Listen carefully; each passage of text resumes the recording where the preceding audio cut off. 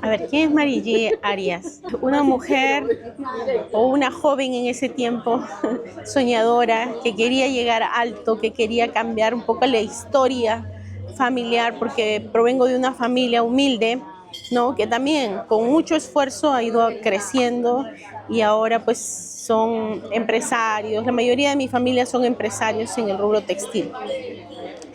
¿Y cómo empezó mi vida? Yo tenía el sueño de salir del país. Siempre quería ser alguien grande que cambiara, no sé, la historia, que ayudara a muchas personas. Y bueno, estudié mi maestría, terminé mi carrera profesional de obstetricia y me gustaba mucho hacer trabajos de investigación científica en el rubro de psicología, trabajo con adolescentes. Entonces hago una maestría en psicología clínica infantil y ahí es donde aumentaron esos sueños. Quise conseguir una beca, ¿no? Internacional, postulé varias veces y al fin logré la beca Carolina en la Universidad Complutense de Madrid. Es así que, bueno, yo emocionada, lamentablemente ese momento pues no tenía el soporte económico, como todo joven, ¿no?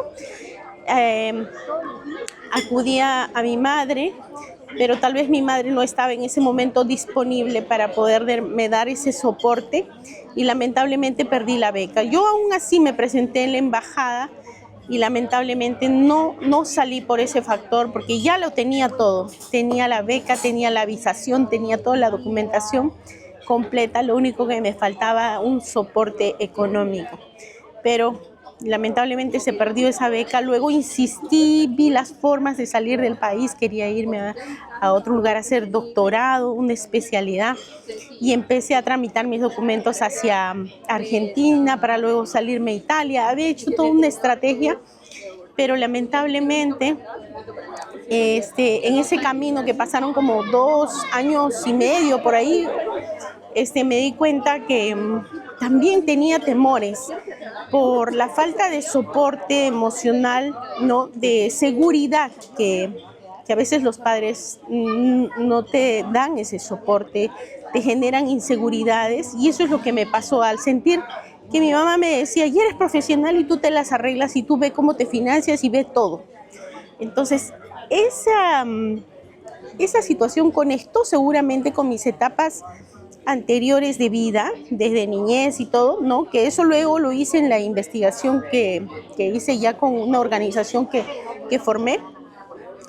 ¿Qué pasa? Tomo la decisión, cuando ya estaba a punto de irme del país, me dio temor, me dio miedo, me dio inseguridad y tomé la decisión de casarme.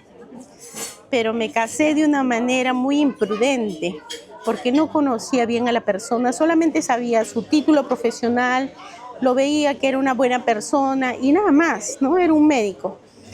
Y lamentablemente no había una salud emocional entre los dos, su personalidad era diferente a la mía, no había un punto de equilibrio y peor fue cuando tuvimos un niño con daño neurológico.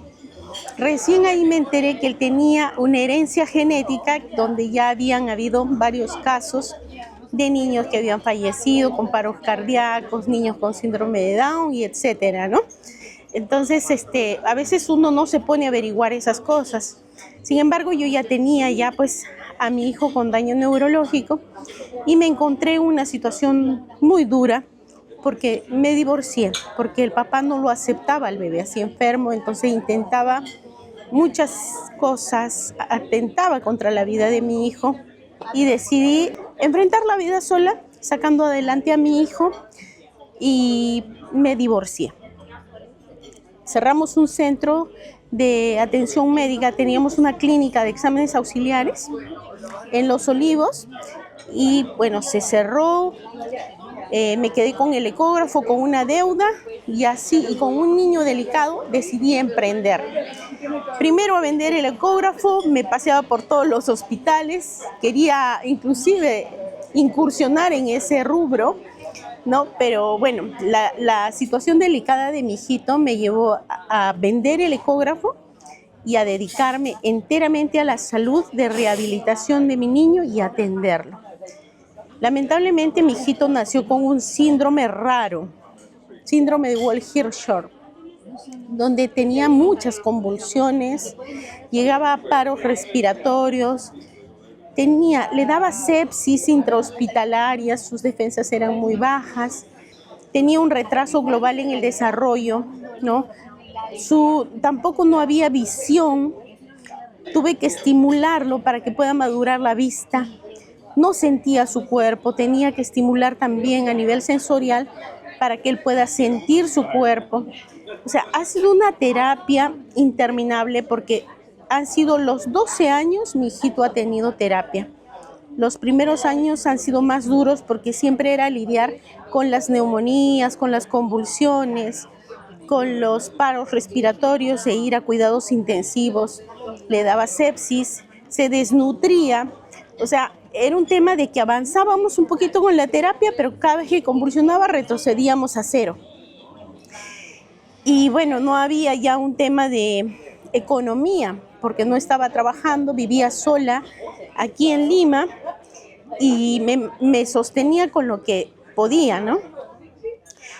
Entonces, llegué a un punto crítico ya al tercer año de mi vida, al tercer año de la vida de mi hijito Sergio, donde yo entro en una depresión tremenda, porque el tema de estar pasando una situación económica muy crítica, esperaba los buses muy tempranito, hacía cola para que le den la rehabilitación a mi hijo en los hospitales estatales y verme humillada por la sociedad en ese sentido porque no me recogían los buses, estaba con la silla de ruedas y no me recogían y llevaba los bolsos de su comida, de sus pañales, etc. Si lograba subir al bus, me querían bajar nuevamente porque tenía muchas cosas. Entonces siempre me decían, no tiene para un taxi, debería irse en un taxi, ¿no? Y yo no lo tenía. Entonces esas frustraciones, humillaciones que sentía de haber tenido otro futuro y luego verme en una realidad diferente, adversa, me hizo caer en depresión. Tuve intentos de suicidio 3 veces. Entré en una depresión severa donde ya tenía distorsiones psicóticas. Empezaba a aumentar los sonidos del agua, por ejemplo. Lo escuchaba como una catarata en mi oído. Veía moscardones gigantes a lo que eran pequeñitos y de pronto veía sangre por todo lado, ¿no? Es ahí donde acudo ya a los especialistas que también me trataron y gracias a Dios salí de alta porque también en mis momentos de reflexión decía, ¿qué vida estoy viviendo? O sea, estoy a punto de enloquecer. Y eso es lo que me hizo reaccionar una noche cuando decía, yo voy a morir pobre, llena de frustraciones, sin que nadie se inspire en mí, sin que nadie me admire porque llevo una vida de tristeza y de sufrimiento. ¿Qué quiero de mi vida? ¿Desaparecer? ¿Cortar esta historia aquí? Y al final decidí cambiar la historia. ¿Cómo? Dije, no, yo quiero una vida de admiración, vida de inspiración y de crecimiento y de logro de sueños. Es ahí cuando empiezo a pensar y a ver qué más podría hacer para cambiar, porque no tenía plata, no había un tema saludable para nuestra vida de ambos y todos mis sueños estaban perdidos. Mi sueño de un matrimonio estable, una vida familiar bonita, un hijo que corretee, que salte, que vaya al colegio, tampoco estaba. Mi vida profesional también estaba frustrada. Entonces todo lo tenía perdido y decía, algo debe haber aquí que puedo encontrar. ¿Y qué encontré? Hice un trabajo de investigación. Lo que hice es investigar mi vida, cómo había llegado a ese punto. Y ahí es cuando descubro que eran mis miedos que me habían hecho tomar una decisión equivocada. Entonces formo una organización de ayuda a niños con daño neurológico, porque esa era la única forma también de salir de la situación en la que vivía. Entonces ayudaba a mi hijo y ayudaba a otros niños. Y fue así. Sin embargo, paraba viajando porque trataba de ubicarme en un lugar donde mi hijo no se enfermara mucho. Y es así que nos fuimos a Arequipa. En Lima formé la organización, constituí la asociación de ayuda y en Arequipa puse un centro donde hacíamos atenciones. Y miren, con depresión y todo, salí en televisión y en radio, porque quería cambiar mi historia, quería ayudar a más niños. Y los padres me agradecían porque hacíamos campaña de apoyo tanto a los padres, a los niños. Y me iba a hablar en televisión y todos me abordaban para que los ayude a solucionar sus problemas. Lamentablemente el centro no duró mucho tiempo, 8 meses, porque tampoco no tenía cómo sostener, con los bajos pagos que hacían, que era 10 soles nada más, y no tenía otro apoyo, entonces no se podía sostener el centro. Es así que lo cierro y decido emprender en otras cosas. Y hasta ahí ya tenía una pareja, el 4.º año ya tenía una pareja y quería que él se encargue de lo que era lavadero de autos, de una tienda de carteras. Quería emprender, pero sentía que necesitaba otras manos. Y así, en diferentes negocios, puse un centro de estimulación aparte y el rubro también del negocio de ropa infantil. Pero ¿cómo empecé el rubro de ropa infantil? Eso fue cuando estaba en mi habitación sola con mi hijito y no podía salir a comprar. Es que, por eso dice que las situaciones más difíciles te hacen potencial. Y yo empecé a dejar a mi hijito. Cuando el hambre es fuerte, dice que tú haces todo para lograr conseguir eso que quieres. Entonces yo empecé a dejarlo a mi hijo en el piso y salir a comprar mercadería. Primero vendía pasteles y luego salía a comprar mercadería y lo mandaba a Puno, donde estaba una persona que yo había tomado, empleado, para que me vendiera esos productos. Y así empecé a hacer, pero lo que antes, lo que podría tomarte 3 días, a mí me tomaba como 15 días. Y lo hacía de poquito en poquito y así empecé. De pronto, yo me hice un préstamo del banco. Mi primer préstamo del banco fue en 10.000 soles. Esos 10.000 soles lo hice reproducir. Hice afichitos, me ingenié para hacer el marketing y al final se llenó ese día el local donde había alquilado con los productos que había llevado y prácticamente multipliqué mi capital. Y así empecé a crecer y empecé a volver a invertir y así sucesivamente. Mi máximo sueño era darle calidad de vida a mi hijo, que mi hijo ya no hiciéramos cola en los hospitales, que ya no lo esté llevando al hospital por terapias y que pudiera tomar personal en particular para mi domicilio, ¿no? Para que lo atendiera a mi hijo. Y llegó ese momento en que yo ya pagaba terapistas particulares para que vinieran a atender a la casa a mi hijo en todas las áreas que él necesitaba, lenguaje, física, ocupacional, en todo. Entonces mi vida empezó a cambiar. Entonces, miren, por eso nace de ruina a riqueza, porque la situación fue muy dura, fue muy difícil. Yo veía un túnel oscuro del que nunca iba a salir, porque no había nadie que me dé la mano. Quería a veces ponerlo en un centro de rehabilitación a mi hijito y me pedían una técnica de enfermería para que lo ayude. Y al inicio hice eso. Yo tomé una técnica de enfermería pidiendo ayuda a mi madre, que también fue muy duro porque mi madre es súper drástica y siempre me decía, ve tú sola, tú verás lo que haces, ¿no? No me digas a mí. Entonces, era duro, era retante avanzar y al final traté de hacer eso, pero no podía sostener porque no había economía. Sin embargo, con todos los emprendimientos que hice, de pronto ya tenía un capital formado, ya tenía un ahorrito. Por eso ahora mucho hablo de la inteligencia financiera. De ruina a riqueza es eso, ¿no? Que los emprendedores, los empresarios siempre vean esa inteligencia financiera y ahora también veo los bienes raíces. ¿Por qué? Porque cuando los bancos al inicio no me querían prestar dinero y siempre me pedían garantía, yo decía, me frustraba y decía, ¿qué hago? ¿Cómo hago que el banco confíe en mí? Y siempre estaba detrás de garantes que me ayudaran, ¿no? Y entonces me reté y dije, no, un día yo tengo que darme garantía sola. ¿Y qué me va a dar garantía? Los patrimonios. Entonces me programé y me hice un plan. Dije, tengo que tener patrimonios. Y dentro de esa proyección que me había hecho, entonces ya empecé a ver formas, empecé a ahorrar más. Y de pronto las oportunidades también aparecían. Logré comprar un terreno con préstamo del banco. Claro que de ahí también me empecé a meter en problemas porque vendí mi auto que me había comprado recién. Ya se me acumulaban las deudas.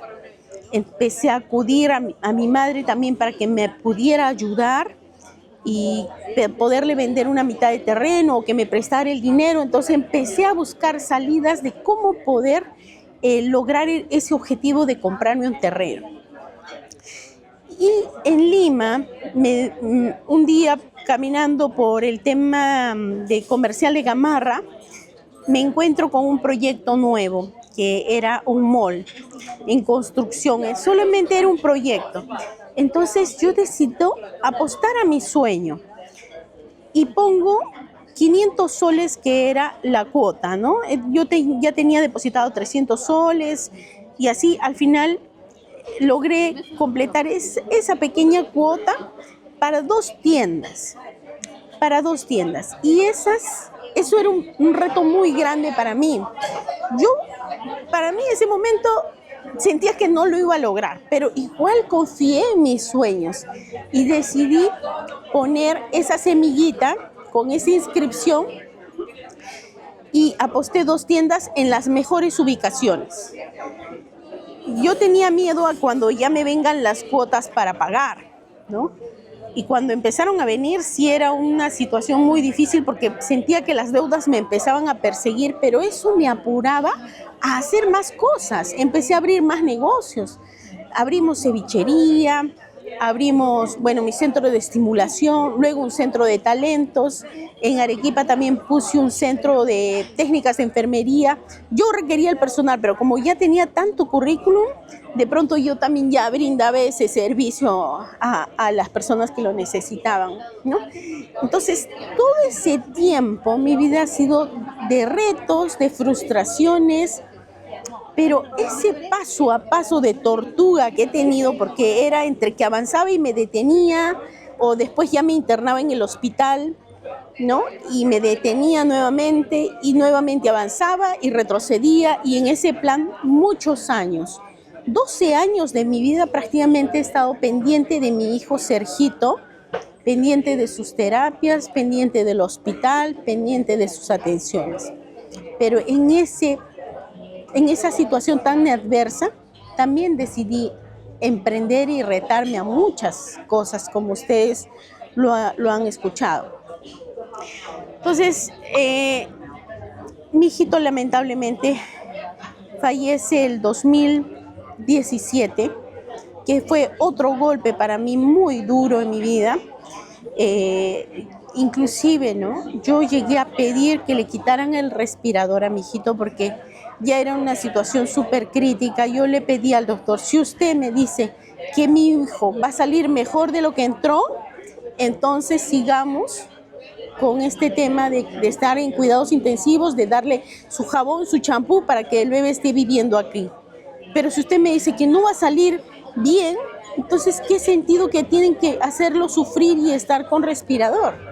Y al final, gracias a Dios, me escucharon y pude darle el descanso que mi niño necesitaba, ¿no? Conocí la filosofía budista porque yo estaba primero en una iglesia cristiana, pero sentía que me faltaba, no sé, una fuerza diferente. Y al final fue difícil porque me empecé a enojar con Dios. Cuando mi hijito falleció me enojé con Dios, me enojé con mi familia, me enojé con mi mamá. y además que habían unas crisis familiares que es difícil que te entiendan cuando tú tienes una situación crítica o de salud, ¿no? Entonces no me sentía comprendida y dije, no, yo cuando mi hijito falleció dije, yo me voy para Lima. Y eso es lo que hice, me regresé para Lima y aquí nuevamente me desafié a salir adelante con mis 2 niños, ¿no? Porque tuve 2 niños también por un tema de darle calidad de vida a mi Sergito, porque necesitaba que Sergio pudiera disfrutar de la alegría que te dan los niños. Y yo también, fue una bendición tener a mis otros 2 hijitos que nos dieron esa alegría realmente. Y me alegra que Sergio haya disfrutado en vida de sus hermanitos. Es así que la Fundación Sergio continúa haciendo actividades, campañas de pañales, campañas de medicinas, alimentos. Hemos llevado alimentos al hospital con mis hijitos. Entonces, el tema solidario siempre lo hemos tenido y empecé a ver los bienes raíces, ¿no? Empecé a mejorar mi calidad de vida, mi situación económica, ya tenía mayor estabilidad, pero sin embargo, todo es retante, ¿no? En el mundo comercial normal es retante porque hay mucha competencia. Sin embargo, me había ya comprado un terreno, me había comprado 2 tiendas en Gamarra, claro, con todavía deudas, ¿no? Pero ya las tenía y actualmente ya las alquilo.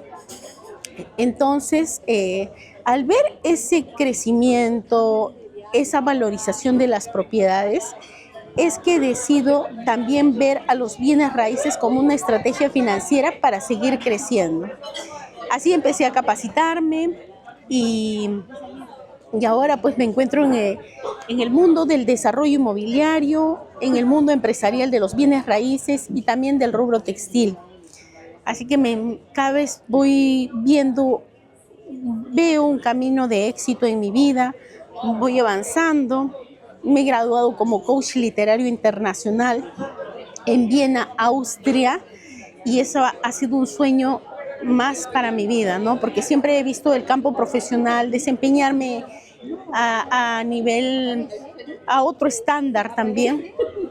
El 14 de febrero del 2026 lanzo a nivel internacional mi libro y también tenemos un libro en coautoría con los escritores del mundo que también lo vamos a lanzar en Viena, Austria.